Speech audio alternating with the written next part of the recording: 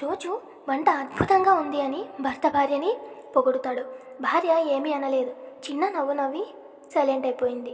ఇంకో 2 రోజుల తర్వాత, ఈరోజు వంట ఏంటి ఇలా ఉంది, ఉప్పు కారం 2 ఎక్కువయ్యాయి, ఇలా చేసావేంటి అని చెప్పి తిడతాడు. ఇప్పుడు కూడా భార్య ఏమీ అనలేదు, చిన్న నవ్వు నవ్వి సైలెంట్ అయిపోయింది. ఇంకో వారం రోజుల తర్వాత మళ్ళీ వంట బాగుంది అని పొగుడుతాడు. ఇప్పుడు కూడా సేమ్, భార్య ఏమీ అనలేదు, చిన్న నవ్వు నవ్వి సైలెంట్ అయిపోయింది. భర్త ఇలా అడుగుతాడు, నువ్వు పొగిడినా పట్టించుకోలేదు, తిట్టినా పట్టించుకోలేదు, ఎందుకని నువ్వు దేనికి రియాక్ట్ కావు అని అడుగుతాడు. భార్య ఇలా అంటుంది, ఇప్పుడు వంట బాగుంది అని మీరు పొగిడినప్పుడు పొంగిపోవటం, అదే బాలేదు అన్నప్పుడు బాధపడిపోవటం, ఎందుకండి ఇవన్నీ? పొగడ్తలకు అలవాటు పడితే విమర్శలను జీర్ణించుకోలేం. అందుకే నేను మీ పొగడ్తలకు పొంగిపోలేదు, బాలేదన్నప్పుడు బాధపడలేదు. నువ్వు చేసిన పనికి ఎవరైనా ఒక 100 మంది పొగిడారు అనుకోండి, చాలా సంతోషం వేస్తుంది. కేవలం ఒక్కరు మాత్రం విమర్శించారు అనుకోండి, 100 మంది పొగడ్తలు నీ మైండ్ యాక్సెప్ట్ చేయదు.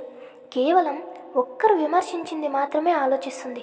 ఇప్పుడు పొగడ్తలకు పొంగిపోకుండా ఉంటే విమర్శలకు బాధపడాల్సిన అవసరం లేదు కదా.